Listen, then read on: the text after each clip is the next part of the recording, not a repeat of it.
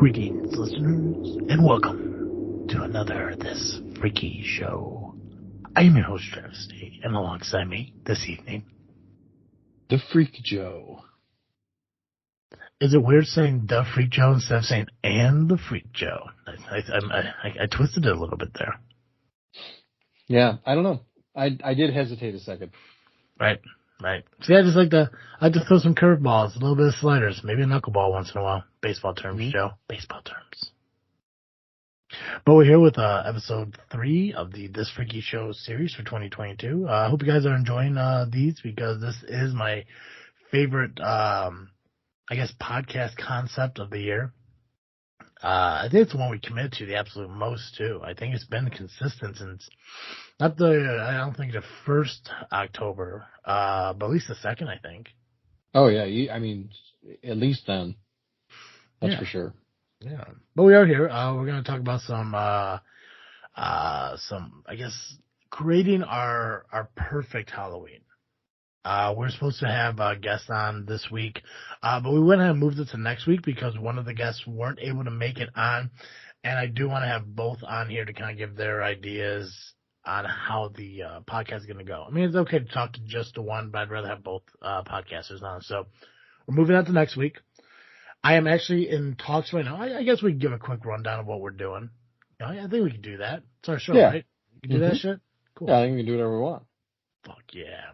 So next week we're going to have the two girls on who are going to be creating a new podcast called Babes of Lore, who are going to be talking about haunted things and ghosts and monsters and stuff, as well as kind of recapping episodes of Supernatural to go along with the ghosts and monsters that they're talking about. So I'm excited to see how that is. I'm really excited to kind of talk to them because I remember starting out podcasting and everything. It was a lot. It was really nerve-wracking. And like, how do I get started? How do I get this? And it was kind of cool because obviously, Joe, you were podcasting for I think 2 years before we started the show. I think so. That sounds right. Yeah. So at least you were here to kind of help guide through everything, and GCR kind of helped out a little bit. And at the time, we had Derek, who knew a little bit about audio and shit, to kind of help out along the way. And I'm happy to be that person for these girls. Willing to help out because I felt really. Exactly. I felt really good about doing it when we tried to do Pretty Little Freaks before they fucked that up. Not me. I didn't do it. They did. But it's a pretty cool feeling to like try to do that, and especially like talking to Clint about getting him motivated back into doing podcasting because I did love hearing his podcast and his show and stuff. So I'm gonna see how much I can really get him back involved in podcasting. Maybe we get him back on the show because it's been a while. After that, I'm in talks with Kitsukami right now. If you guys remember, she was a podcaster or a cosplayer who was on our show.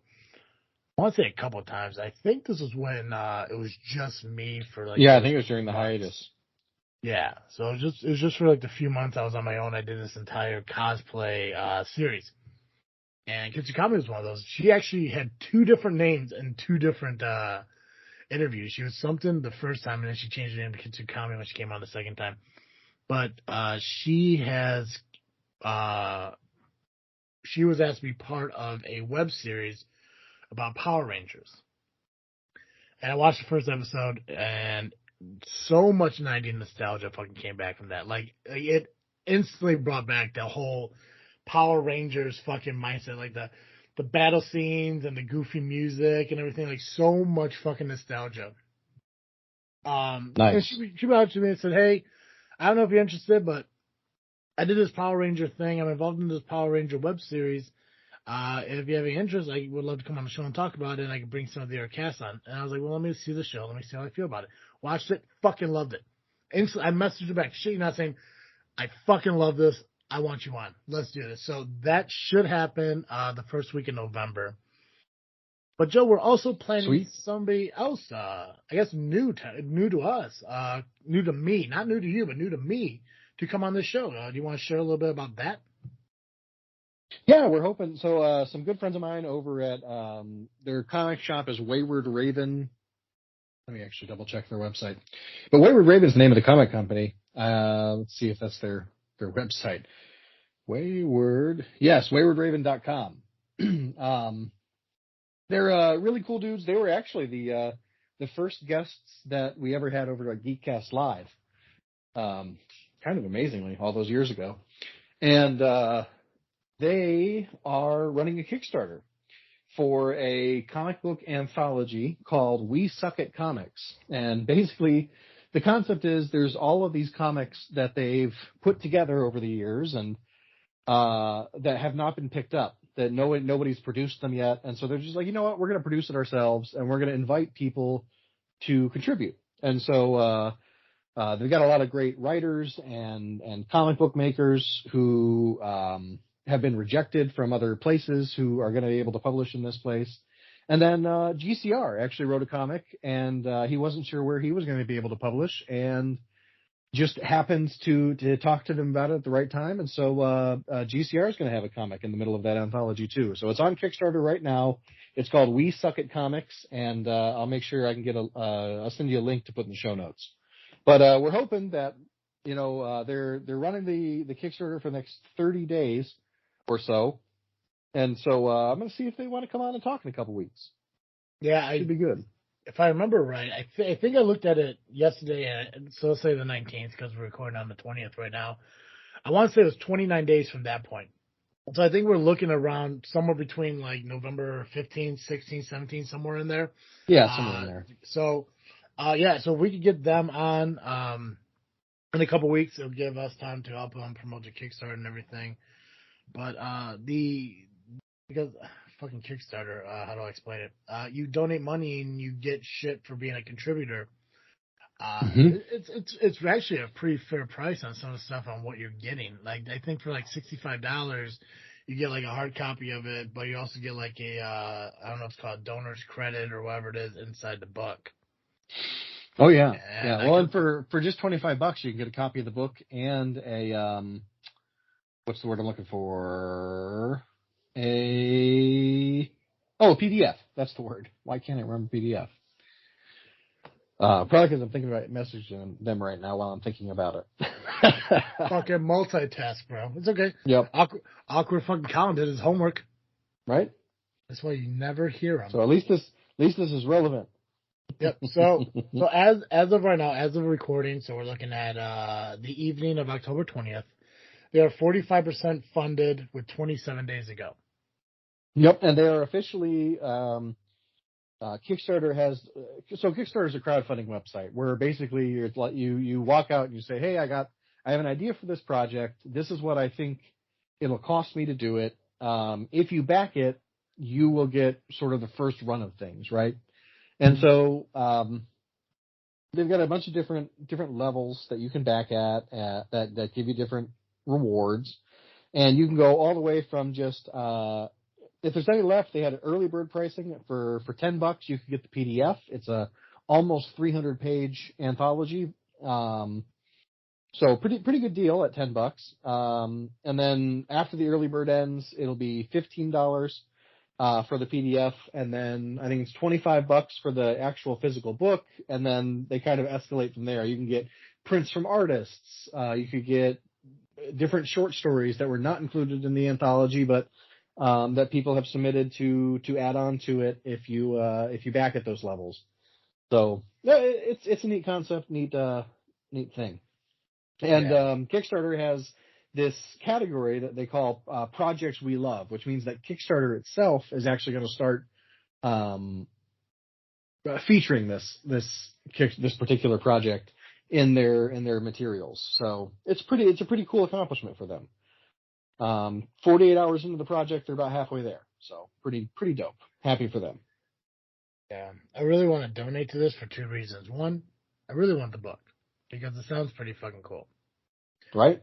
Two, I really want to put Freakin Studios in as a supporter credit. Mm-hmm. Because I'm wondering, so you might know this more than I, but a supporter credit, is that etched in the hardcover book? It would be, there's probably going to be a page either in the back or the front where it'll be printed. Yeah. If it is in the book, I think Freakin Studios might be donating to this Kickstarter. Nice. Yeah, it'll be in the book. So then perfect. We might be donating to Wayward Raven. Nice. And this way I can get the hardcover because I love hardcovers, and you get the PDF. Nice. Look at I'm that. into it. Right. So I will. I'll get the link in the show notes, and then we'll also we'll share the link onto our Facebook page as well, so you guys can find it. Because it's pretty cool. I haven't met Wayward Raven before, but I trust Joey's taste in men. And also I met Infinite Monkeys before, and I assume they're probably the same kind of people. Just they're pretty much kind of guys who love to socialize and talk about their creations. So yeah. I look forward to getting them on here. If we're able to get them on here to talk about that, and I'm excited for the next few weeks because this is probably going to be the first time in a very, very long time that we could have guests 3 weeks in a row. Oh man, So, I don't even know what we'll do with ourselves. I know that's going to be a lot of fucking chit chat. So much chit chat. But hey, at the bright side, we don't got to think of shit to do. Right. Because following that is fucking Thanksgiving. Oh man, I don't have to be creative for like a month. Nice. Heaven. Anyways, we're gonna talk about our perfect Halloween. But before we do that, I remind you guys that this episode of this freaky show is brought to you by CarterComics.com. Guys, if you're looking for a one-stop shop to get all your comic needs, whether it be raw or graded, CarterComics.com is the best place for you to go. You can find anything from the 9.8s that you've been dying to find, or even the flip-through raw ones that you just kind of want to sit there and poop with. Either way, they're all there on CarterComics.com. Not only on their website, but also at the 4 different eBay accounts that they currently own. You can find all those on the homepage of CarterComics.com. Fill up your cart with all their amazing products. Use a discount code FREAKNET, that's FREAKNET. You'll save yourself 10% in your entire order. And I know you're thinking, Travis, you mean a promo code, right? No, fool.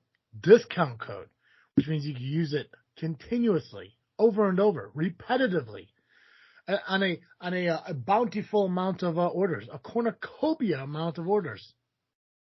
There's another word I'm trying to think of. So you use plethora. Plethora, cornucopia, bountiful? Yeah. Maybe there isn't another one. A lot of. So make sure you use the discount code FREAKNET. Save yourself 10% on every single order of Carter Comics that you do. Not only on their website, but on their eBay accounts too, because our code is honored on their eBay as well. So check it out, CarterComics.com. Proud sponsor of the show. I think it brought a tear to Dr. Dougie's eye when he saw the videos of our cemetery vlog, which are currently available at Freakin' Studios YouTube channel, and he saw his logo there at the end of every video. Oh, nice. I hope so. I hope it did. Yeah, it did. As he sits there preparing to retire from work to sit in the park bench and feed some birds. Because I'm assuming that's all what retirees do: sit in benches and feed some birds. Yeah, talk to random strangers about how life's like a box of chocolates. That's right. That's right. A whole lot of back in my day. Yeah. Walking uphill both ways. That's true. Dr. Doug's an old fuck if you guys haven't realized that. But no matter how old he is, the check's still clear. That's right.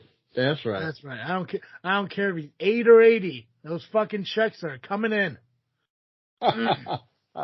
Thanks, Doug. And thank you, Carter Comics, for being a sponsor of the show. Hey, speaking of things you can do while you're pooping, or at any other time, this freaking show is also brought to you by Audible.com.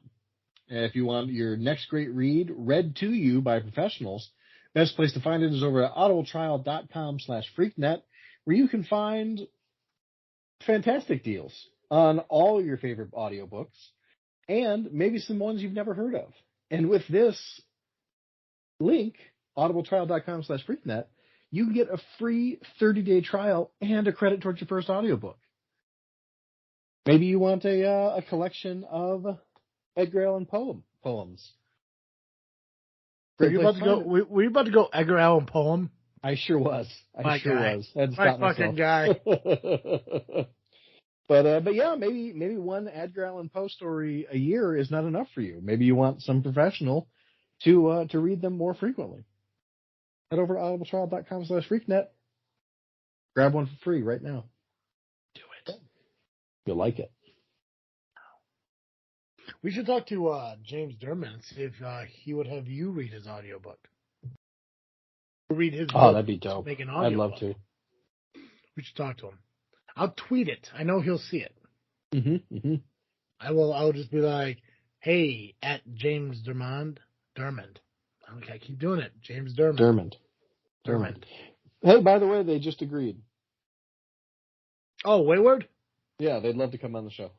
Excellent. Let's set that up for how about we can either we'll do it right now. This is some board meeting shit here on the show. Yeah. Well, I asked them 9:30 Eastern time on November 8th. That works for me. If they're up for it, we're good then. Perfect. Oh, I did get a question once asking me if we're ever going to go back to doing lives like I promised, and the answer is maybe. Mm-hmm. I say a lot of things. You guys should know I lie quite often. So we will go live as soon as this Freaky Tale goes out. Or we do the one chip challenge. Or any other lies I have told.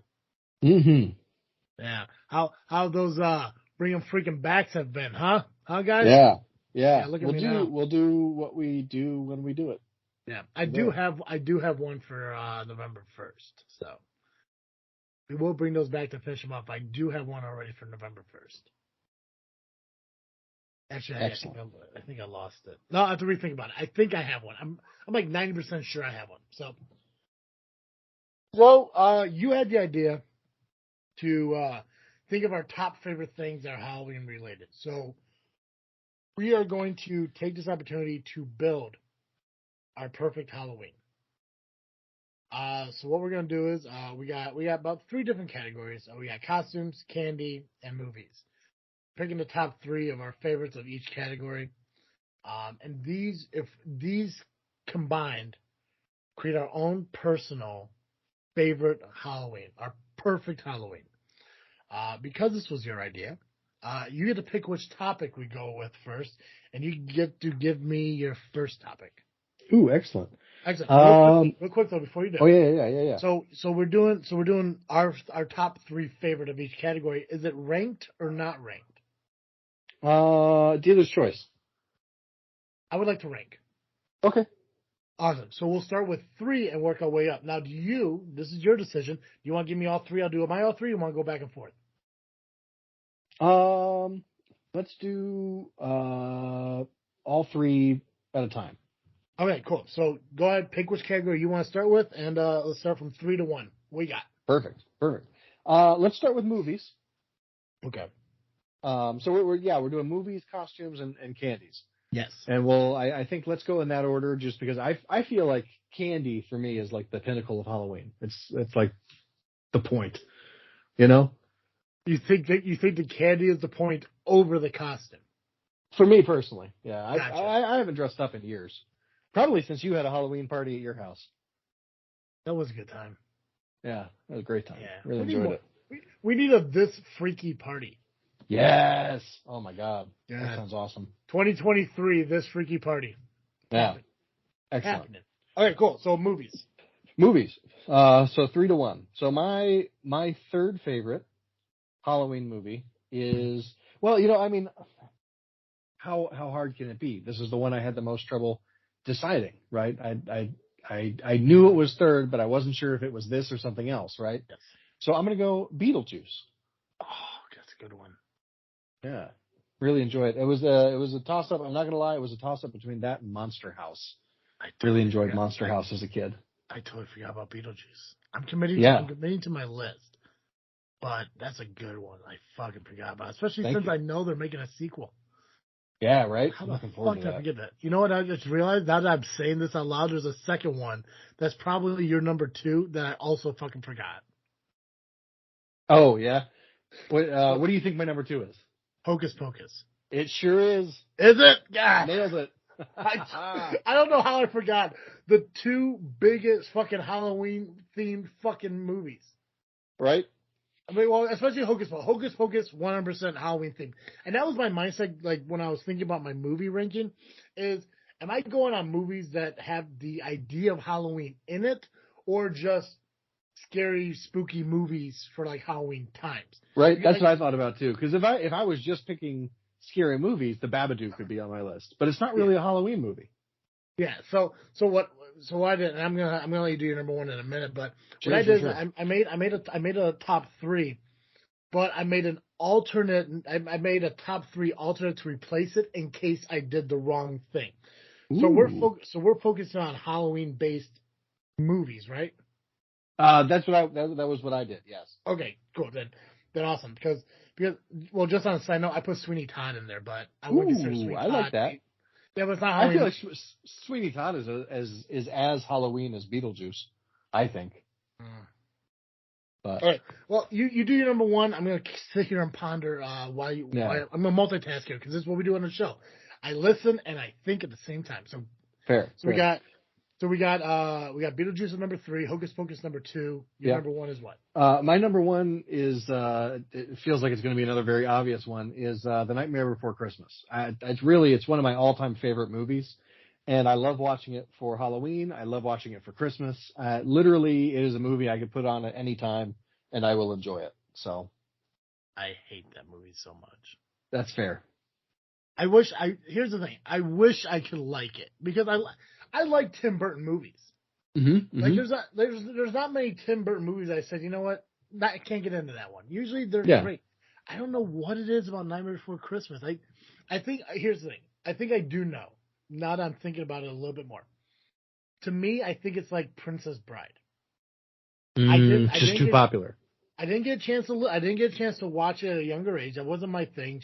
Sherry watched it with our dad. I never really watched it. Yeah. But I think it was overhyped and talked about so greatly that when I saw it at an older age, it just didn't bring back any nostalgia for me. I'm just like, eh. Yeah, that's fair. That's fair. And there's like a category of people, many of whom I'm very good friends with and who I love dearly and appreciate, and they're great people. But Nightmare Before Christmas was their personality in high school. You know what I mean? You know, some people just pick a thing and make it their personality. Yeah. See, and here's the thing. So as far as Beetlejuice, Hocus Pocus, I'm board 100%. The thing about Nightmare Before Christmas, if it came to a point where like I was in a relationship with somebody and they had a fucking child and their child loved that fucking movie and they wanted to sit down and watch it, I will sit down and I will watch it. If I had a girlfriend who wanted to sit down and watch it, I will watch it. But it's not the kind of movie that I'm going to sit there on a rainy Sunday fall day and be like, I want to pop on some Halloween movies. And fucking Nightmare Before Christmas will be farther from my mind than fucking Space Jam would be. That's fair. That's fair. Yeah. It would definitely, on like a rainy Sunday afternoon, I'd put it on and fall asleep. See, which is my favorite kind of movie. I'm not gonna lie. I'm only 32, but I'm at that age where. So for the people who have the nostalgia for those type of movies, I think that your list is fucking rock solid. Thank you. Mine, it might be a little bit up and down, but so what I got is, so for number three, I'm gonna go Sweeney Todd. I'm gonna go with my original list. Nice. Okay, so Sweeney Todd's gonna be my number three. I actually just watched that a couple days ago. Still fucking love it, and I'm talking about the Sweeney Todd, the Johnny Depp, Helen Bonham Carter movie one. I would love to go see the play live, and I know Sweeney Todd is being played in Chicago. And if it wasn't in the middle of fucking Chicago, I would probably go and see it. But the musical is fun. I've watched videos of the musical, the actual live stage musical, and it's fucking incredible. And if it's ever at the Rialto and Joliet, or even JJC, if it's not inside the city where I have to travel through the middle of the fucking city to get to it, I'd probably have more interest in going to it. Just it's not worth the travel for me. But the Sweeney Todd fucking movie is phenomenal. Fucking love it. The twist ending, amazing. It's a Tim Burton fucking movie if there ever was one. Second one, I'm going back to Disney Channel fucking movies and the original Halloween Town. Nice. I thought about Halloween Town. Yeah, gotta Halloween Town. I mean, don't get me wrong. I don't mind the entire fucking saga of it, but the original one, the first one, will always be the best one, no matter fucking what. Yep. Absolutely fucking love it. And I think it's kind of like how Nightmare Before Christmas is with you. It's the nostalgia that you grew up with that just kind of like you're so happy when it comes out, even though you're fucking in your 30s. For sure. For sure. Number one should be pretty obvious because I mention this movie every single year on every single episode of this freaky show we do, and that's the Halloween Tree. Oh yeah, I always forget about the Halloween Tree. Yeah. I can't remember who fucking did it, but apparently it's based on a book, and I'd never realized that until this year. Oh, I had no idea. Yeah, I didn't know. And also I think it's made by like TBS or TNT or some shit. So that's something I didn't fucking know. But I watched it over this weekend, and it fucking still holds up for me. It's Nice. one of those movies that I encourage anyone to fucking try to get a watch on. Nice. Where did you watch it? I own the DVD. Oh, okay, of course. Oh yeah, I thought I bought this fucking one. There was 1 year where I wanted to watch My Date with the President's Daughter with Will Ferrell from Boy Meets World. He played Eric Matthews. Gotcha. He played the voice of Ron on Kim Possible. So he made a movie called My Date with the President's Daughter, and I loved that fucking movie too. And I wanted to watch it on like Amazon Prime or some shit, and it wasn't available. So I wanted to go rent or buy the fucking movie so I could own it. Couldn't fucking find it. I'm like, how the fuck am I ever gonna watch this again? So I made the decision. Like, if there's a movie, an old movie like that I want to see, I'm gonna have to fucking buy it and own it. Halloween Tree made the cut. Nice. So nice. That's the way to do it. Yeah. So and it's not like a fancy Blu-ray or anything. It's just a regular old disc. I popped into the PS5 and I fucking watched it.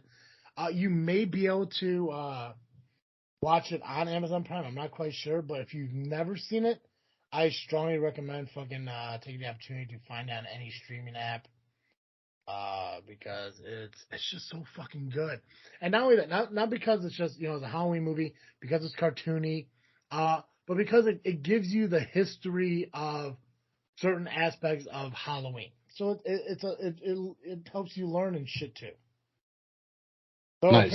apparently you can watch it. So apparently it is available currently on Amazon Prime, for rent. It's not Prime Video.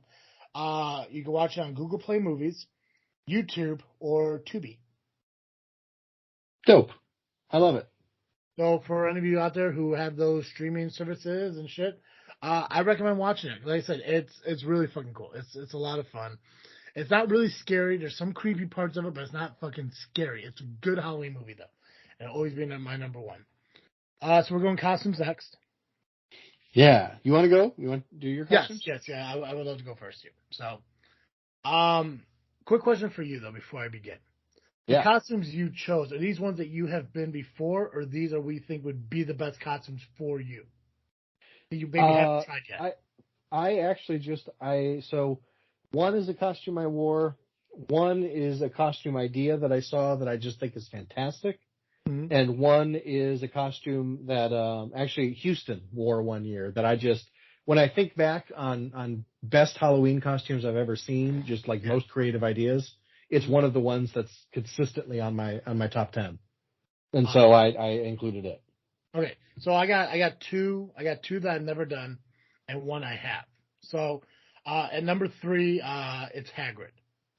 Ooh. And there's nice. there's always been like, and every time we talk to a cosplayer, we talk about cosplaying, Hagrid seems like the first thing that pops in mind. Yeah, you'd be a good Hagrid. Yeah. Big, heavy-set dude, beard, hair, shit. I could pull off a Hagrid. I got the build for it. So yeah, goofy ass dog. Exactly right. Oh fuck yeah. So if I ever, even if I was to cosplay or even to go to a Halloween, if I was to go all out at a Halloween party, it would probably be Hagrid because it would be like one of those like holy fuck fucking Hagrid, especially with the actor passing away recently and everything. It would be a nice little memorial to him. Absolutely. Number 2 is a costume I have worn before, and that's Paul Bunyan. Ah, solid. I remember you as Paul Bunyan. That's good look. Yeah, it's simple. Jeans, flannel shirt, boots, suspenders. Literally, it's what I wear every day anyways. It's just, I just needed an axe and a dude dressed as a fucking blue ox. Mm-hmm. So, it was awesome. Again, big fucking dude, beard, it just fucking works. Number 1 is one that I think the next time I have an opportunity to dress up and do something, which I'm gonna guess this freaky party in 2023. I'm gonna Mm-hmm. go as Uncle Buck. No, yeah, that's Right? awesome. It's been talked about for years. Sherry and I are huge Uncle Buck fans, huge John Candy fans, and she's been saying for years, why don't you just go as Uncle Buck for Halloween? I was like, it sounds like a great idea, but the thing is, I don't want to shave my beard away. So I'll have to find a way to make that work. But I think the next time, and maybe this Freaky Party 2023, I will be Uncle Buck. I don't know if I'm going to have a big ass thing of fucking pancakes, start flipping quarters at people with warts, carrying around a big ass drill with a huge bit. I don't know. But Uncle Buck is the top perfect costume for my Halloween. Nice. I love that. That's really good. Thank you. Sorry, I'm basking in the glory of that for a second. That's just solid. The thing is, because all these costumes make sense. Yeah. Well, you could borrow. I think Houston has it. Houston has a skillet that's like 2.5 feet across, and I think about that pancake flip. Right. You should have seen the toast. I couldn't even get it through the door. That fucking man. I don't know. Have you heard the rumors that Ryan Reynolds is making a movie about John Candy's life? I have heard. Yeah, like a biopic or something. Yeah, I'm really excited. I think that's gonna be fantastic. I fucking love John Candy, and like I said, I mean these. I'm looking at costumes that best go for my structure. And they're all brown-haired guys, so it just feels like these would make it. Like if there were 3 different fucking travesties walking into a fucking party, these are the costumes they're fucking wearing. Nice, I love it. Oh, you what's your costumes? Where we at? Yeah, so I'm going to send you this my third pick is one I saw on the internet today. I think that just cracked me up. If you've ever seen the movie My Girl, I think you'll get the reference. But it's a couple's costume. One person would be Macaulay Culkin as a young nerd, and then the other person would be a sexy bee. God damn it!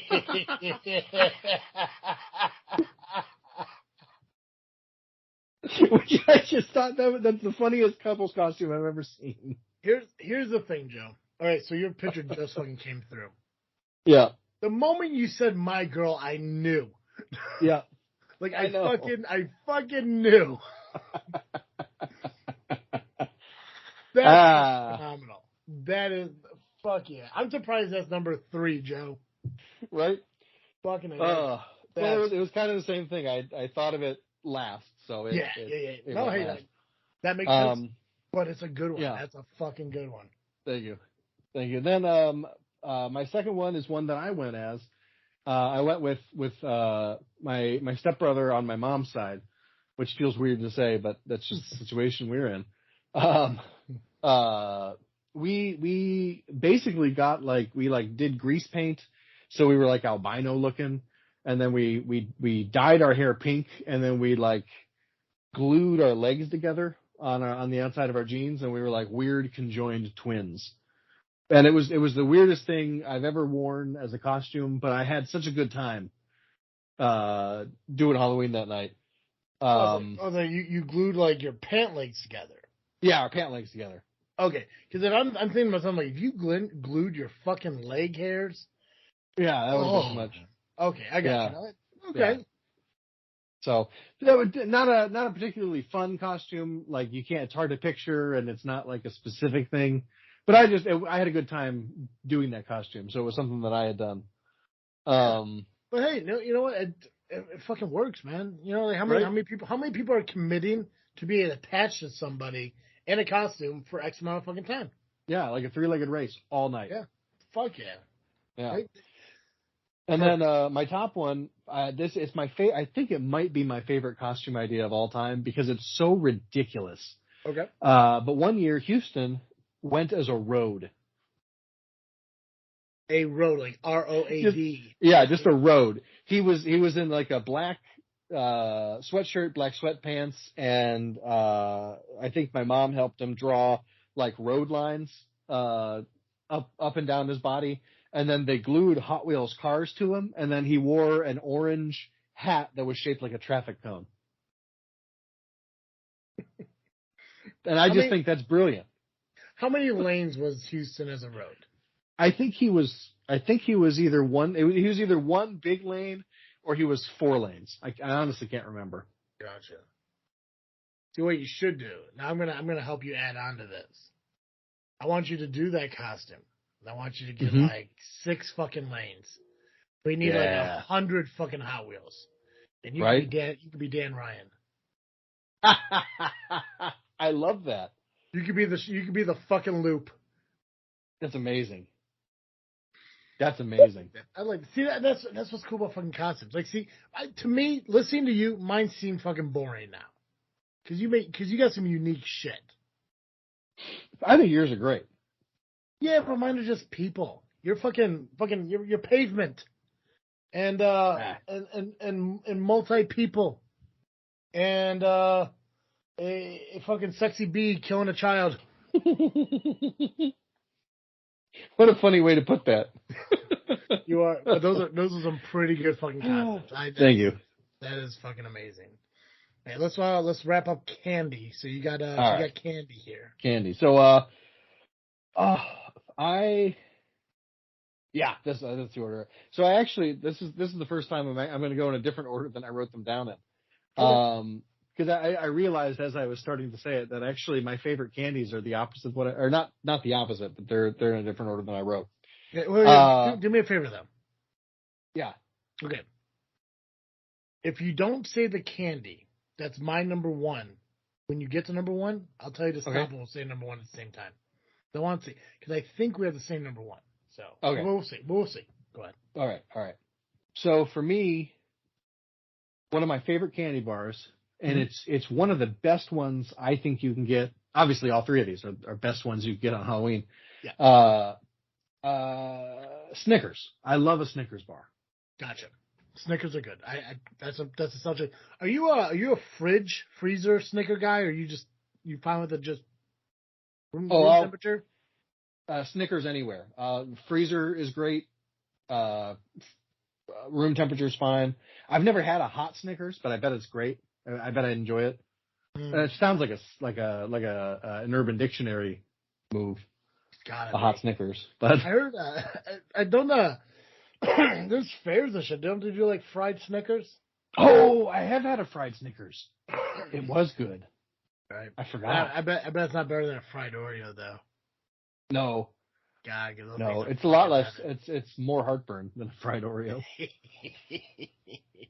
Let's go. Snickers is like I think the classic American choice. Yeah, I love the Snickers. Like no matter what like variety pack of candy you fucking get for Halloween, there's always gonna be fucking Snickers in there. Snickers and Milky Way, I think are like the consistent everyday fucking candy bar when it comes to like Halloween and passing out candy.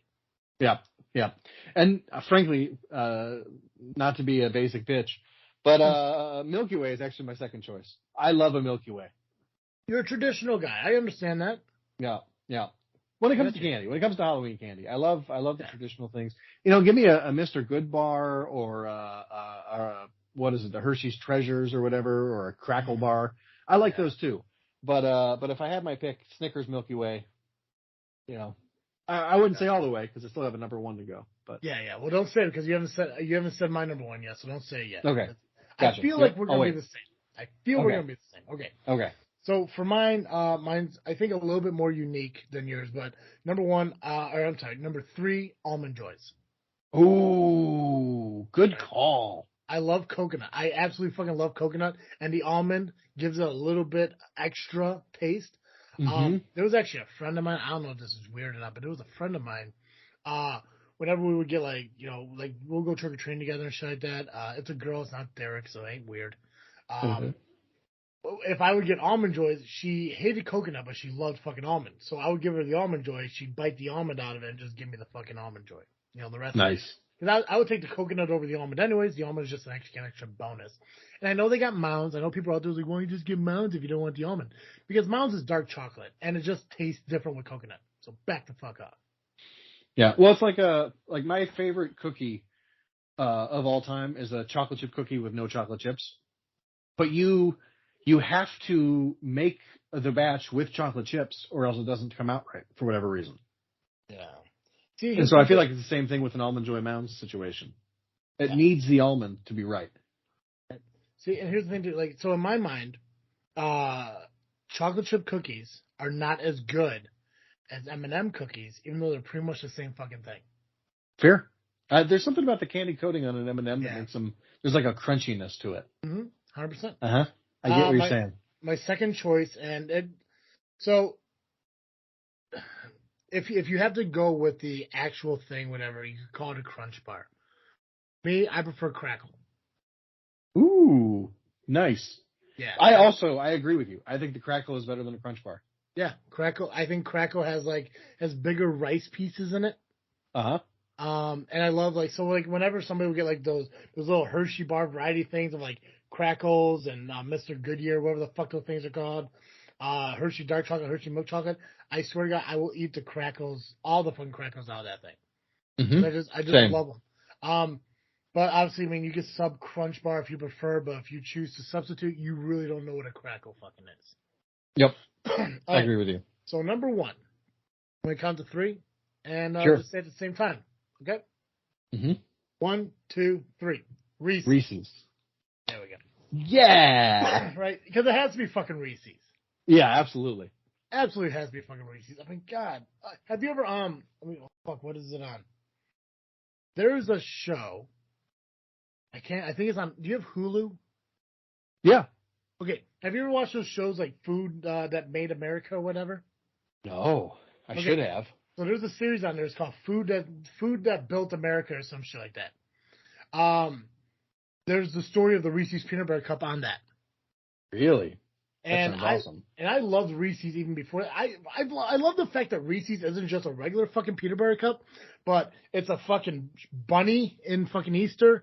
It's a pumpkin in Halloween. It's a tree at fucking Christmas. And it's delicious every fucking time. But when I go trick or treating, if somebody throws a fucking Reese's, here's the thing though, this is just me. It has to be fucking regular Reese's. I don't fuck with Reese's Pieces, those fucking Reese's fucking bars or whatever. No, none of that shit. I don't want the Reese's that have peanuts inside them. I want a regular traditional Reese's peanut butter cup, or if it's shaped like a pumpkin, I'm in. Yeah, for Halloween, totally agree with you. Yeah. I have been known to go to the gas station and get the other varieties, but for Halloween, yeah, give me a traditional or a Halloween shaped Reese's. Gotcha. As a quick side note, is there a candy you least prefer? Ooh, that's a really good question. Yeah. Boy, I hope that it would not be included in a Halloween mix at all, but a peep. A peep? Yeah, if I got a peep for Halloween, I would be very mad. I'd rather have fruit. Would you be mad at like a Halloween themed peep, or you're getting like Easter candy peeps? Both. Both would make me mad. Gotcha. My two least favorite fucking three. I'm gonna go with three. That I think I'm on top of my head. One is those I don't even know what the fuck they're called, but they come in like that wax fucking wrapping paper. That wax paper shit. And I don't know if it's considered toffee or what the fuck it is, but like it crumbles in your fucking mouth when you eat it. Oh, I don't think I know what you're talking about. That sounds horrible. If I ever find it, I'll save it for you. Because it'll never go bad. I think you're the one that fucking told me the Louis C.K. joke about candy corn. Probably. It's like every piece of candy corn in the world was all made in like 1970, blah blah blah. Right. This is very similar to that. It's just so fucking weird. Second one, Whoppers. Fucking hate Whoppers. I love Whoppers, but I understand that I totally understand why you wouldn't like them. Here's the thing: I would eat a Whopper, but for some reason, if it's in my bag of Halloween candy next to Snickers and Almond Joys and Crunch Bars, fuck that. I went to a friend's house on Halloween once. I was walking around with my then girlfriend and Sherry at the time. We're just walking around Crete. And we walked past Kyle and Shell's house when they lived in Crete at the time. And they're sitting out front handing out candy and shit like that. So we sat there for a little bit. And I traded out a piece of fucking Whoppers. Yes. And fun fact, I was 22 and they still gave me candy. Fuck off. Nice. Yeah. So I'm trading out I traded out these fucking Whoppers for their piece of candy. And they had their candy on like this long ass fucking dish. So I took all their candy, scooched it to one end, and I left the Whoppers over here on the other fucking side. So when people came up to grab candy, I just showed them the dish like, take whatever you want. No one took the fucking Whoppers, Joe. They sat there. Oh man. Nobody took the fucking Whoppers. Third thing, I could give or take. I wouldn't say I hate it absolutely, but Smarties. Oh, all right. And the only reason I don't like that is a bad Halloween candy. I completely agree with you. Yeah. And first off, here's the thing. I love bottle caps. Absolutely fucking love bottle caps. So the chalky candies don't, I'm not. Yeah, it's not your problem. Your problem is not that there's chocolate. Yeah. My problem is when I go to fucking empty out my bag and the fucking wrapper opened up. Yeah. Like, fuck you, Smarties, get better. Right? I feel that. Joe, I'm excited we did that. I'm glad we created our perfect Halloween. Mm-hmm. So if I get some Halloween tree, John Candy from Uncle Buck, and Reese's, I'm a happy camper. Yeah. Yeah, nice. So I'm gonna be a liar again. We're not gonna talk about Kitley King because we still got to do this freaky story. Oh, nice. Yep. So maybe we'll talk about Kitley King maybe next week if we have time and stuff. But we did do the vlog on it. It is there. The base of the information is available on the video. We talk about the spooky parts of it. What I wanted to cover was more about the Paul Russer Park side of it and being named after and all that stuff. And I think there's also the same one that had now I guess we'll talk about this. I'm just gonna read it real quick. Yeah. All right, guys. So if you haven't had a chance, go check out our cemetery vlogs. Me and Joe traveled throughout the state of Indiana, and we visited 12 different cemeteries. Currently, 8 of them are released, with one being released this Friday, and then next Monday, Tuesday, Wednesday, and then Halloween are the final episode. So we did Kitley King Cemetery, which is also known as Paul Russer Park Cemetery. It's one that was released, I believe, on Monday this past week. It's a short video because it is a small cemetery, and where we were recording was kind of like not a great area to hang around in, just traffic wise. But maybe if we get throw a number of likes out there, Joe, for us to revisit that cemetery. 300. 300, cool. Give us 300 likes on that show, and then on that episode, and maybe we'll go back out there. So the park is named after the 1964 Warren Central High School graduate Paul M. Russer, who died December 10th, 1978 of Hodgkin's disease. The approval for the park to be named after Paul Russer came through on June 28th, 1979. Some of the first to report the strange happenings going on within the park were people who were themselves looked upon as strange by casual observers. These were the weekend warriors gathering of young people dressed as medieval knights wearing full combat gear, while sword fighting and jousting around the green spaces of Russer Park. These were the early days of the Dungeons and Dragons phenomenon in the 1980s, involving fantasy role-playing groups that met on a regular basis in the park. These groups began to report strange sights and sounds coming from the periphery. Does that sound right? Yeah, periphery, I think. Okay, periphery of the park's boundaries that would often stop participants in their tracks. Sometimes these spooky sounds would drive the groups from the park in fear.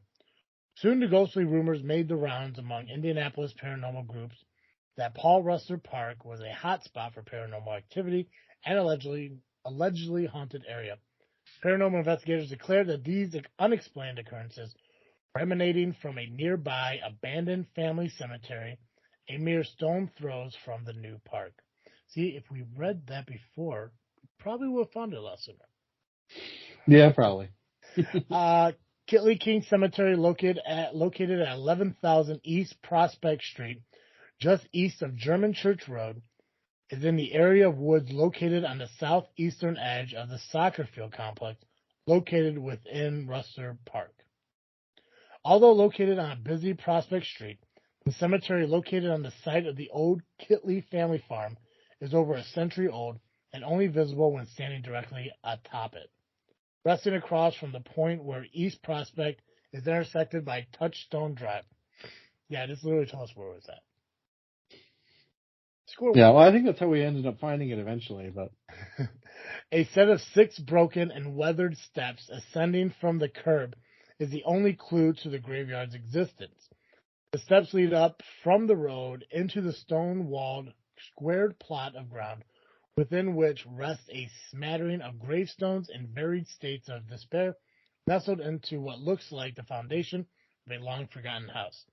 If you guys watch the video, we actually show you the video of us walking up to exactly what I just read to you, and honestly, yeah, it was like we were taking steps up to where a door would be. Sadly, only 2 monuments remain intact. They are the John W. King from 1806 to 1893 and Francis Kitley markers. Legend claims that many years ago, a 12-year-old boy living on the farm was killed while walking along the nearby train tracks. No one knows if he was struck by a train or whether some other harm befell him. Reportedly, he is now buried in an unmarked grave within the foundation of his old house. Witnesses claim that if you walk the long path leading from the soccer fields through the woods to his grave, near Prospect, you could hear the boy playing his harmonica. Still, other witnesses have reported seeing the ghostly image of a young boy walking down the road, and again, he is seen playing a harmonica. Again, you guys give us 300 likes on that video, we'll find that path. Maybe we could take it. Probably an easier, safer way to get there. Right, and we could leave our vehicle in the park probably instead of a random cul-de-sac. Exactly. The railroad tracks are long gone, but the wandering spirit of the musical boy remains. His spirit has been witnessed near the large fishing pond located just west of Musing Road within the heavily wooded area of the park. Fishermen had often reported the plaintive sounds. Plaintive, I think. Thanks, Joe. Never heard of that word before. Plaintive sounds of a ghostly harmonica hearing moving through the woods and around the perimeter of the old fishing hole, as if circling them. It is believed that this lonely wanderer is John Kitley, young namesake son of the farm's owner, who died on April 12th, 1864. While we were there, we didn't hear any harmonicas. But we also didn't spend a whole lot of time there because, again, where we were parked and how we found it, it was very brief and quick. So give us those likes. We'll go back and visit it, and maybe we can find that trail and deep dive more into that. Joe, nice. I just read a brief thing, and that fucking exhausted me. So I mean, more power to you for what you're about to do.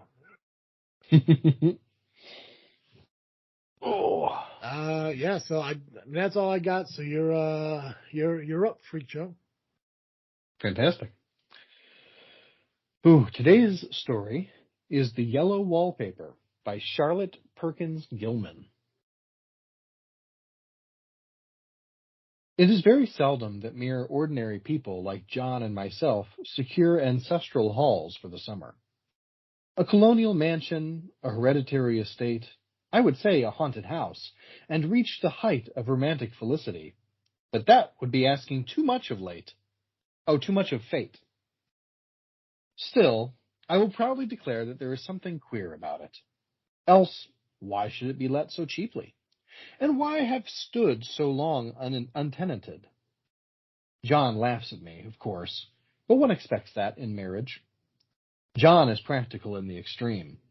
He has no patience with faith, an intense horror of superstition, and he scoffs openly at any talk of things not to be felt and seen and put down in figures.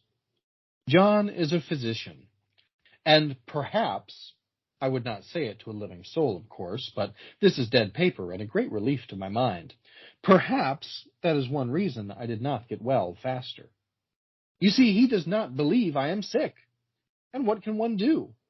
If a physician of high standing and one's own husband assures friends and relatives that there really is nothing the matter with one but temporary nervous depression, a slight hysterical tendency, what is one to do? My brother is also a physician and one of high standing, and he says the same. So I take phosphates or phosphites, whichever it is, and tonics and journeys and air and exercise, and am absolutely forbidden to work until I am well again. Personally, I disagree with their ideas. Personally, I believe that congenial work with excitement and change would do me good. But what is one to do? I did write for a while in spite of them, but it does exhaust me a good deal, having to be so sly about it, or else meet with heavy oppression. I sometimes fancy that my condition, if I had less opposition and more society and stimulus, but John says that the very worst thing I can do is to think about my condition, and I confess it always makes me feel bad. So I will let it alone and talk about the house. The most beautiful place. It is quite alone, standing well back from the road, quite 3 miles from the village. It makes me think of English places that you read about, for there are hedges and walls and gates that lock, and lots of separate little houses for the gardeners and people. There is a delicious garden. I never saw such a garden, large and shady, full of box-bordered paths and lined with long, grape-covered arbors with seats under them. There were greenhouses, too, but they are all broken now. There was some legal trouble, I believe, something about heirs and co-heirs. Anyway, the place has been empty for years. It spoils my ghostliness, I'm afraid, but I don't care. There's something strange about the house. I can feel it. I even said so to John one moonlit evening, but he said what I felt was a draft and shut the window. I get unreasonably angry with John sometimes. I'm sure I never used to be so sensitive. I think it is due to this nervous condition. But John says if I feel so, I shall neglect proper self-control, so I take pains to control myself, before him at least, and that makes me very tired. I don't like our room a bit. I wanted one downstairs that opened on the piazza and had roses all over the window and such pretty old-fashioned chintz hangings. But John would not hear of it. He said there was only one window and not room for 2 beds, and no near room for him if he took another. He's very careful and loving, and hardly lets me stir without special direction. I have a schedule and prescription for each hour in the day. He takes all care for me, so I feel basely ungrateful not to value it more. He said we came here solely on my account, that I was to have perfect rest and all the air I could get. Your exercise depends on your strength, my dear, said he, and your food somewhat on your appetite, but air you can absorb all the time. So we took the nursery at the top of the house. It is a big, airy room, the whole floor nearly, with windows that look all ways, and air and sunshine galore. It was a nursery first, and then a playroom and gymnasium, I should judge. For the windows are barred for little children, and there are rings and things in the walls. The paint and paper look as if a boys' school had used it.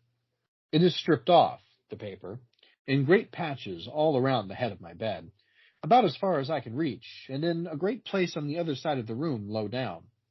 I never saw a worse paper in my life. One of those sprawling, flamboyant patterns committing every artistic sin. It is dull enough to confuse the eye in following, pronounced enough to constantly irritate and provoke study, and when you follow the lame, uncertain curves for a little distance, they suddenly commit suicide, plunge off at outrageous angles, destroy themselves in unheard-of contradictions.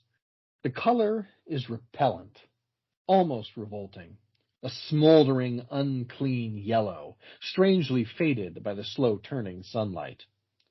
It is a dull, yet lurid orange in some places, a sickly sulphur tint in others. No wonder the children hated it. I should hate it myself if I had to live in this room long. There comes John, and I must put this away. He hates to have me write a word. We've been here 2 weeks, and I haven't felt like writing before since that first day. I'm sitting by the window now, up in this atrocious nursery, and there is nothing to hinder my writing as much as I please, save lack of strength. John is away all day, and even some nights when his cases are serious.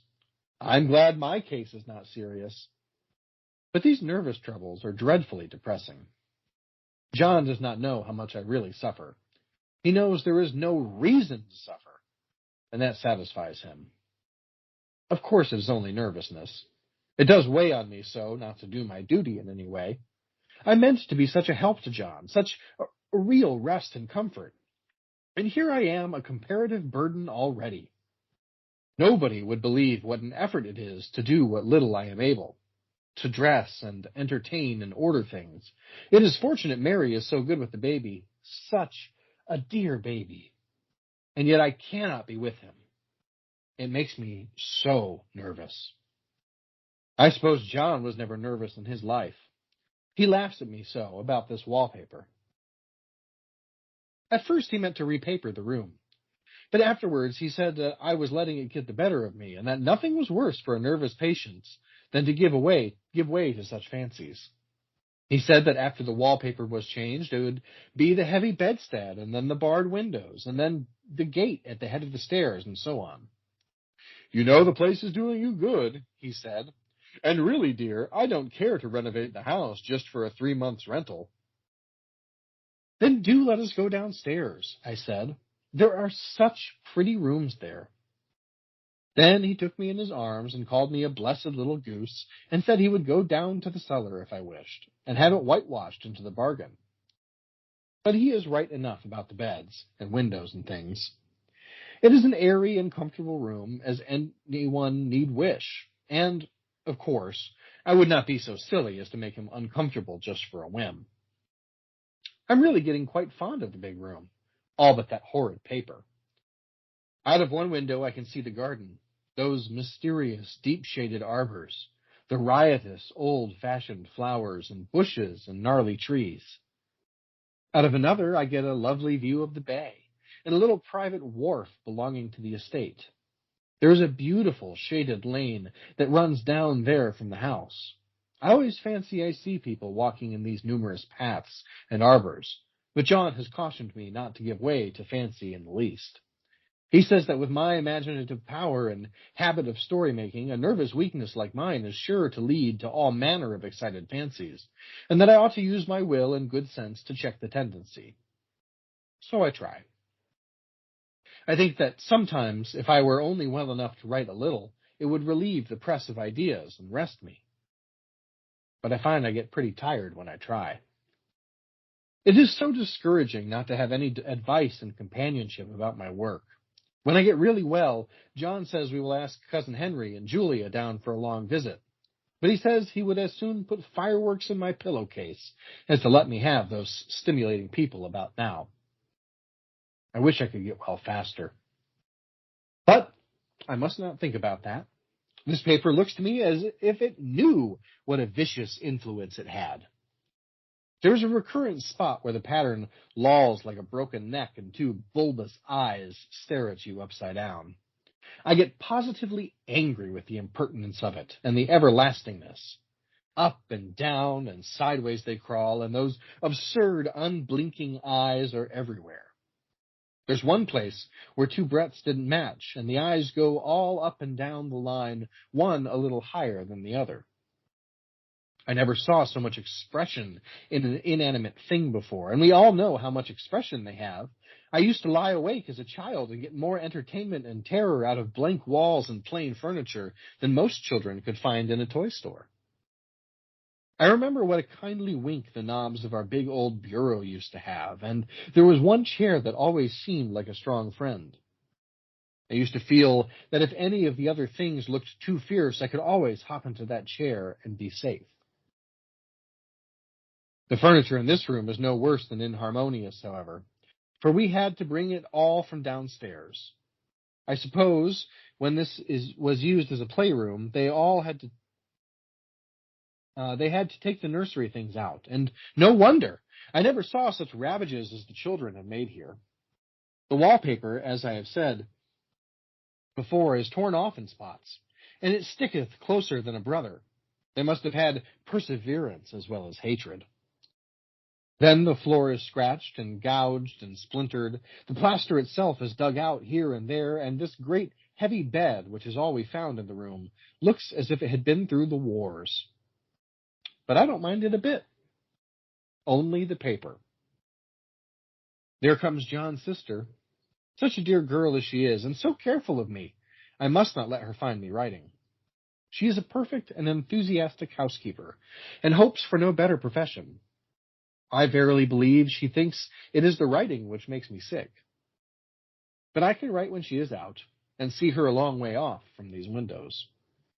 There's one that commands the road, a lovely shaded winding road, and one that looks off over into the country.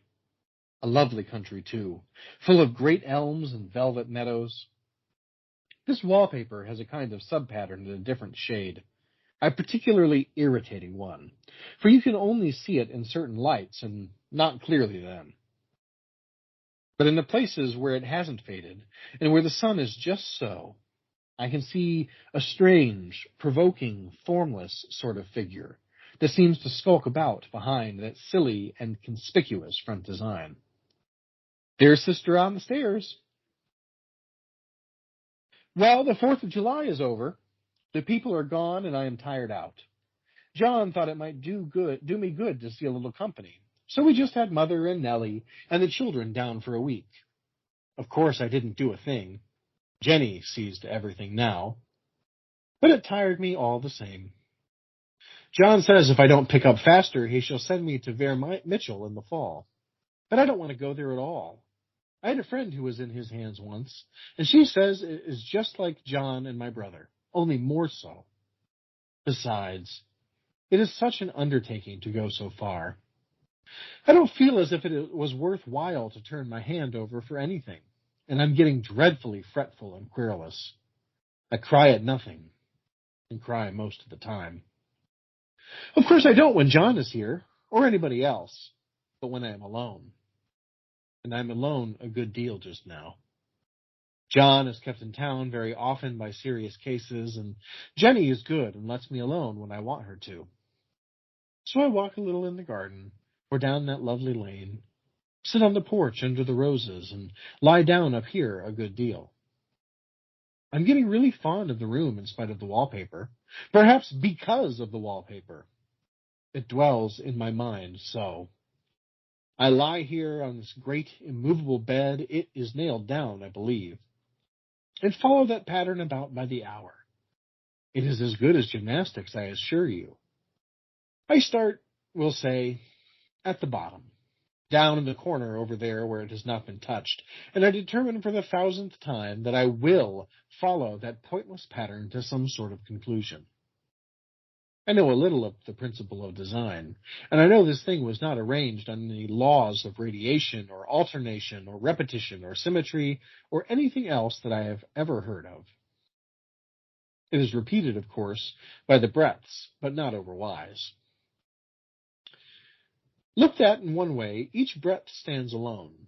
The bloated curves and flourishes, a kind of debased Romanesque, with delirium tremens, go waddling up and down in isolated columns of fatuity.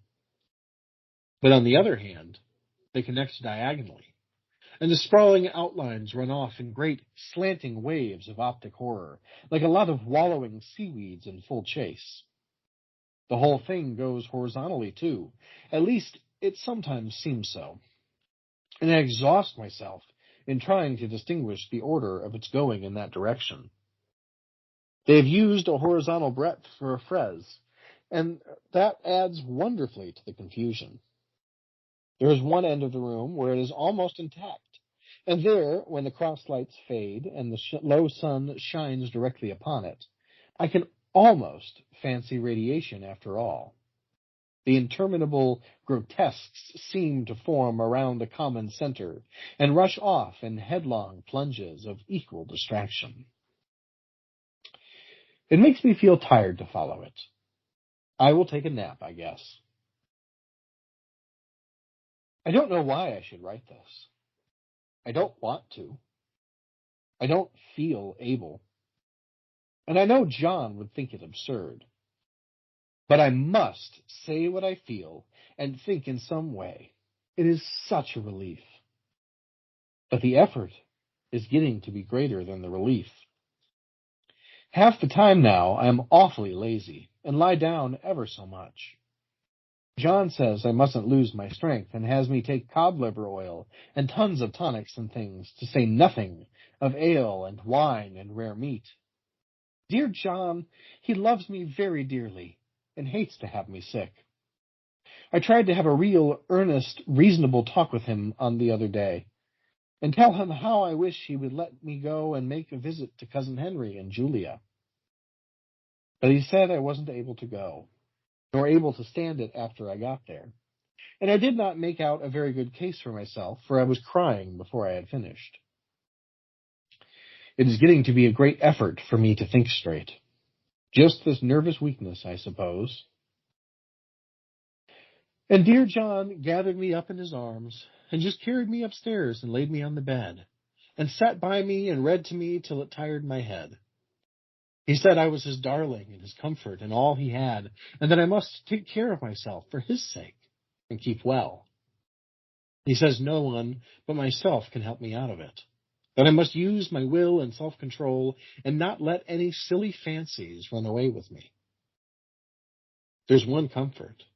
The baby is well and happy, and does not have to occupy the nursery with the horrid wallpaper.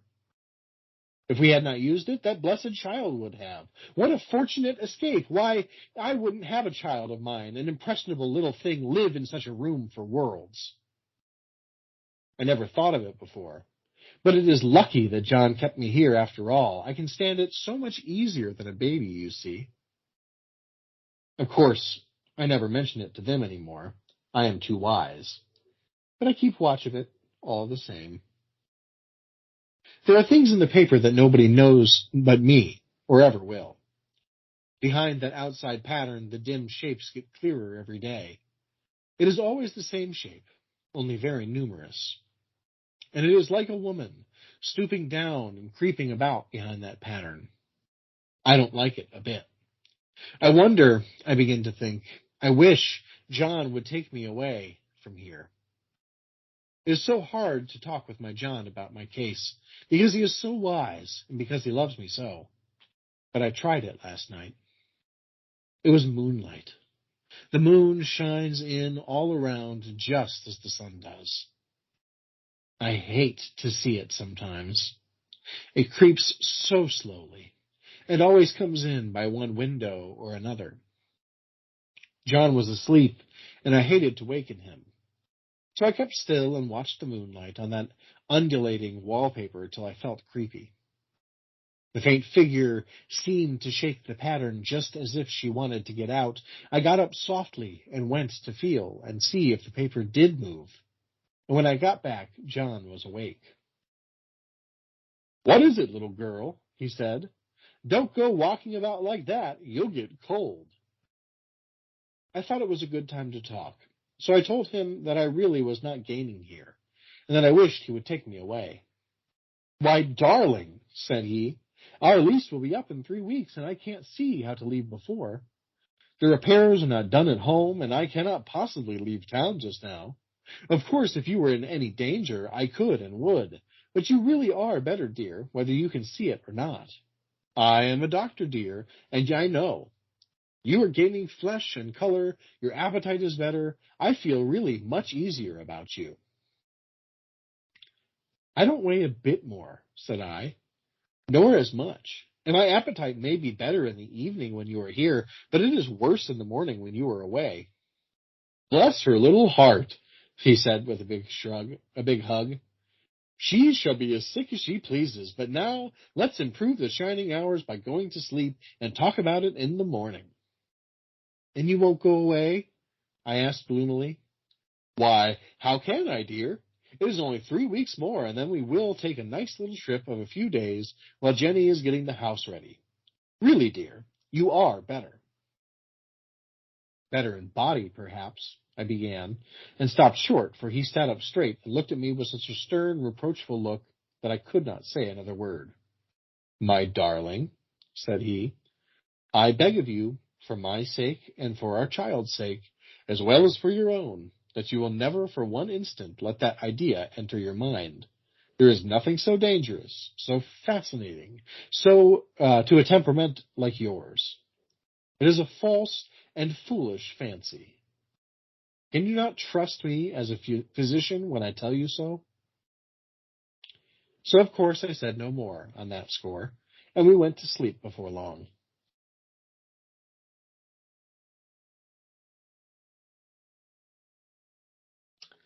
He thought I was asleep at first, but I wasn't. and lay there for hours trying to decide whether that front pattern and the back pattern really did move together or separately. On a pattern like this, by daylight there is a lack of sequence, a defiance of law that is a constant irritant to a normal mind. The color is hideous enough, and unreliable enough, and infuriating enough, but the pattern is torturing. You think you have mastered it, but just as you get well underway in following it, it turns a back somersault, and there you are. It slaps you in the face, knocks you down, and tramples upon you. It's like a bad dream. The outside pattern is a floral arabesque, reminding one of a fungus. If you can imagine a toadstool and joints, an interminable string of toadstools budding and sprouting in endless convolutions, why, it is something like that. That is, sometimes. There's one marked peculiarity about this paper, a thing nobody seems to notice but myself, and that is that it changes as the light changes. When the sun shoots in through the east window, I always watch for that first long, straight ray. It changes so quickly that I never can quite believe it. That is why I watch it always. By moonlight, the same moon shines in all night when there is a moon, I wouldn't know it was the same paper. At night, in any kind of light, in twilight, candlelight, lamplight, and worst of all by moonlight, it becomes bars. The outside pattern, I mean, and the woman behind it is as plain as can be. I didn't realize for a long time what the thing was that showed behind, that dim sub-pattern. But now I am quite sure it is a woman. By daylight, she is subdued, quiet. I fancy it is the pattern that keeps her so still. It is so puzzling. It keeps me quiet by the hour. I lie down ever so much now. John says it is good for me and to sleep while I can. Indeed, he started the habit of making me lie down for an hour after each meal, and it is a very bad habit, I am convinced. For you see, I don't sleep. And that cultivates deceit, for I don't tell him that I'm awake. Oh, no. The fact is, I am getting a little afraid of John. He seems very queer sometimes, and even Jenny has an inexplicable look. It strikes me occasionally, just as a scientific hypothesis, that perhaps it is the paper. I've watched John when he did not know I was looking, and come into the room suddenly on the most innocent excuses. I've caught him several times looking at the paper. And Jenny, too. I caught Jenny with her hand on it once. She didn't know I was in the room, and when I asked her in a very quiet voice, with the most restrained manner possible, what she was doing with the paper, she turned around as if she had been caught stealing and looked quite angry, asked me why I should frighten her so. Then she said that the paper stained everything it touched, that she had found yellow smooches in all my clothes and John's, and she wished we would be more careful. Did not that sound innocent? But I know she was studying the pattern, and I am determined that nobody shall find it out but myself. Life is very much more exciting now than it used to be. You see, I have something more to expect, to look forward to watch. I really do eat better, and am more quiet than I was. John is so pleased to see me improve. He laughed a little the other day, and said I seemed to be flourishing in spite of my wallpaper. I turned it off with a laugh. I had no intention of telling him it was because of the wallpaper. He would make fun of me. He might even want to take me away. I don't want to leave now until I have found it out. There is a week more, and I think that will be enough. I'm feeling ever so much better.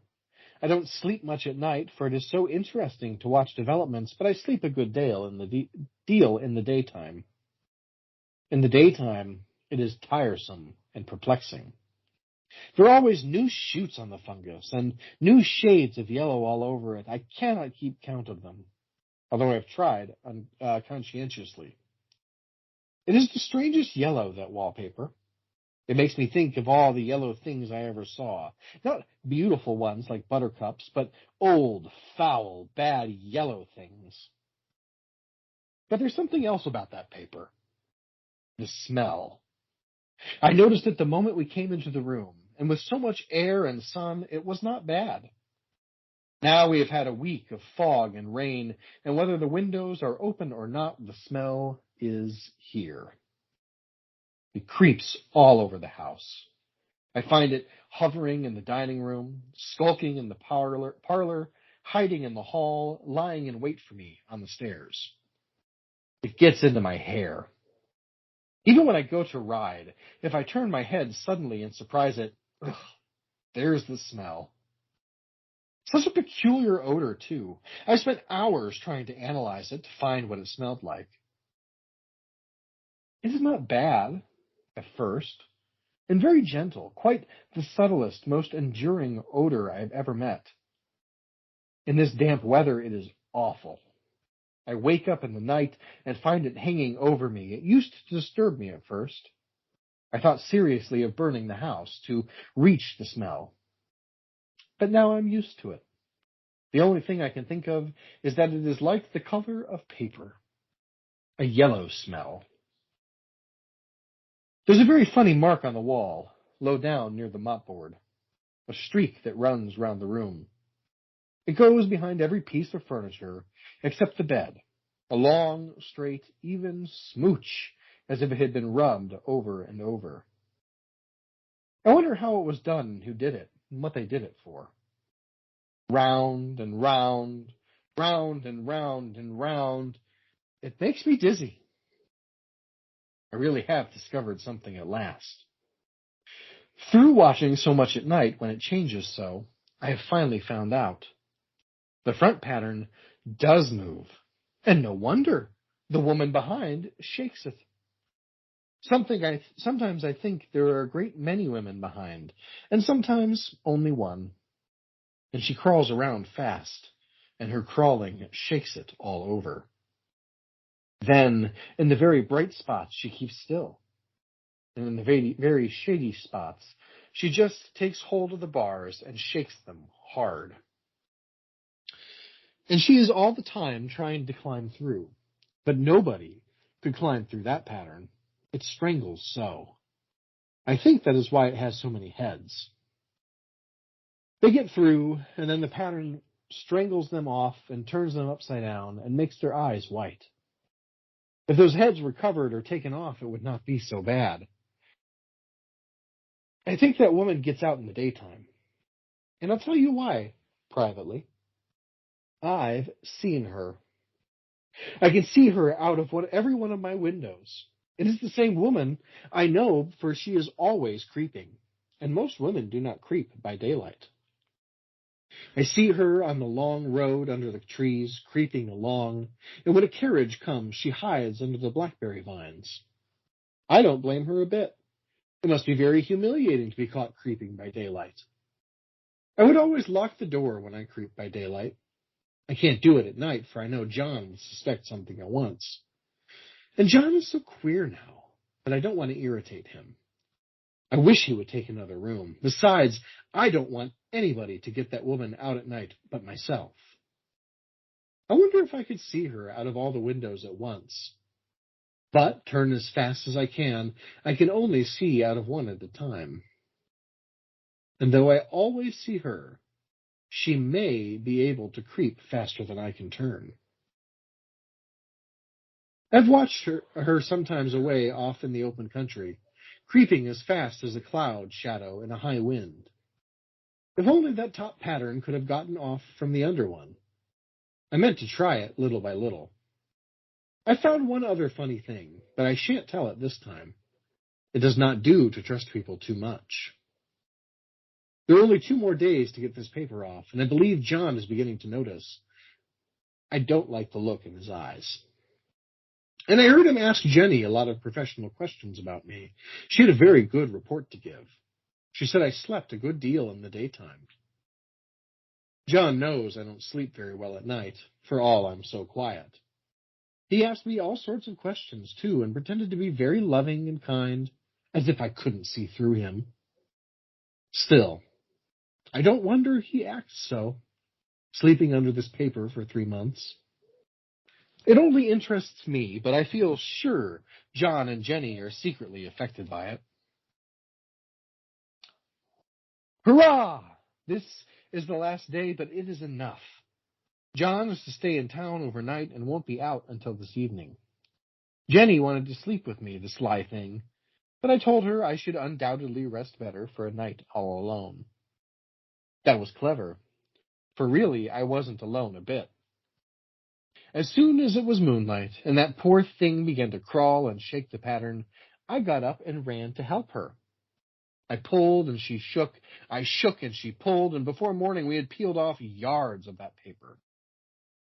A strip about as high as my head and a half came around the room.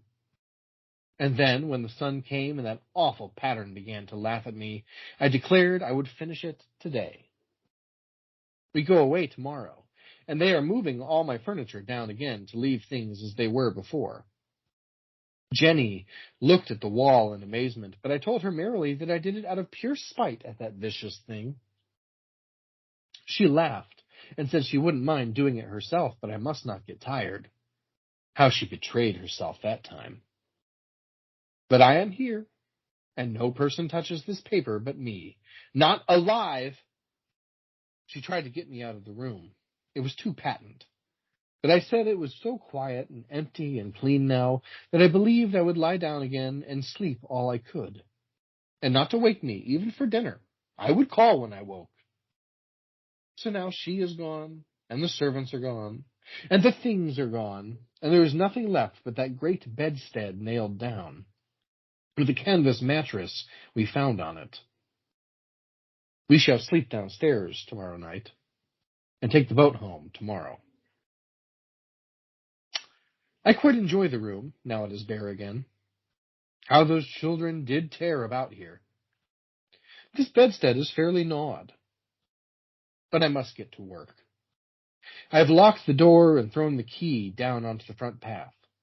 I don't want to go out, and I don't want to have anybody to come in till John comes. I want to astonish him. I've got a rope up here that even Jenny did not find. If that woman does get out and tries to get away, I can tie her. But I forgot I could not reach far without anything to stand on. This bed will not move. I tried to lift and push it until I was lame, and then I got so angry I bit off a little piece at one corner. But it hurt my teeth. Then I peeled off all the paper I could reach standing on the floor. It sticks horribly, and the pattern just enjoys it. All those strangled heads and bulbous eyes and waddling fungus growths just shriek with derision. I'm getting angry enough to do something desperate. To jump out of the window would be admirable exercise, but the bars are too strong even to try. But I wouldn't do it. Of course not. I know well and good that a step like that is improper and must be misconstrued. I don't like to look out of the windows even. There are so many of those creeping women, and they creep so fast. I wonder if they all came out of that wallpaper as I did. But I am securely fastened now by my well-hidden rope. You don't get me out in the road there. I suppose I shall have to get back behind the pattern when it comes night, and that is hard. It is so pleasant to be out in this great room and creep around as I please. I don't want to go outside. I won't, even if Jenny asks me to. For outside, you have to creep on the ground, and everything is green instead of yellow. But here, I can creep smoothly on the floor, and my shoulder just fits in that long smooch around the wall, so I cannot lose my way. Why, there's John at the door. It is no use, young man, you can't open it. How he does call and pound. Now he's crying for an axe. It would be a shame to break down that beautiful door. John, dear, said I in the gentlest voice, the key is down by the front steps under a plantain leaf. That silenced him for a few moments. Then he said very quietly indeed, Open the door, my darling. I can't, said I. The key is down by the front door under a plantain leaf.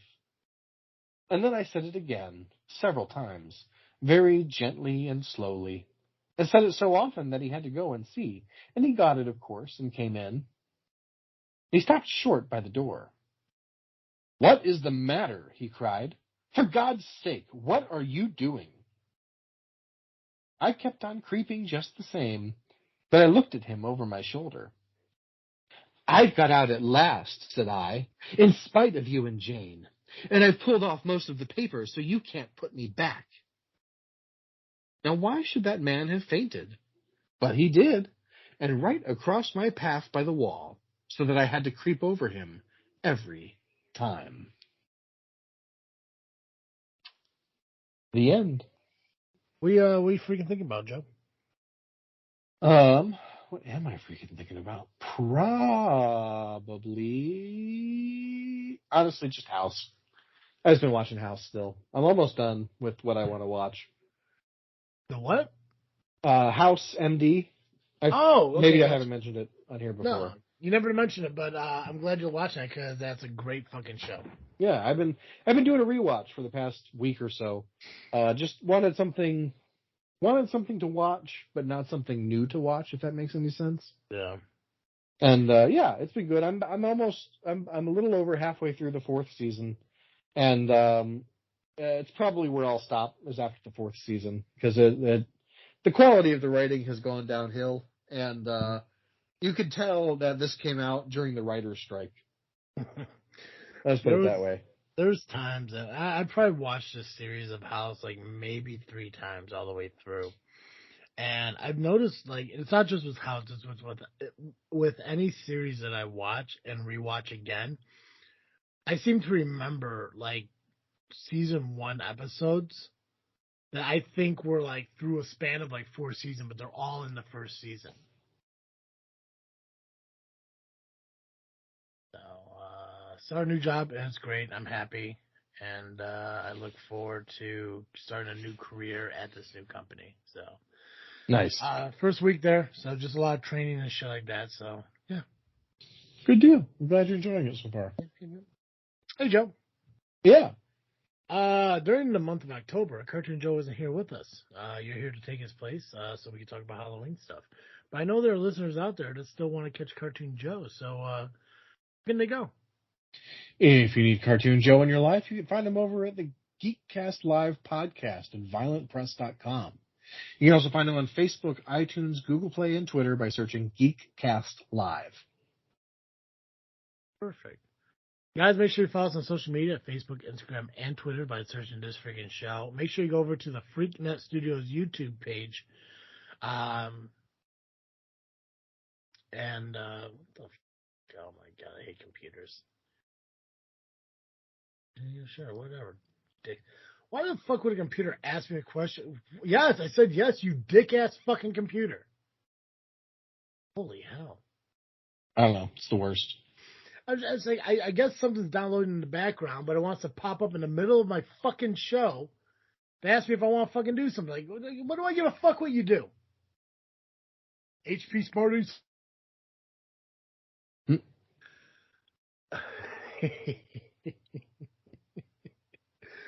Go to our Freaknet Studios YouTube page and check out the Freaky Cemetery tour that we did this past summer as we checked out the haunted cemeteries of Indiana. Make sure you subscribe and hit the notification bell there too as well because we are releasing them throughout the entire month of October.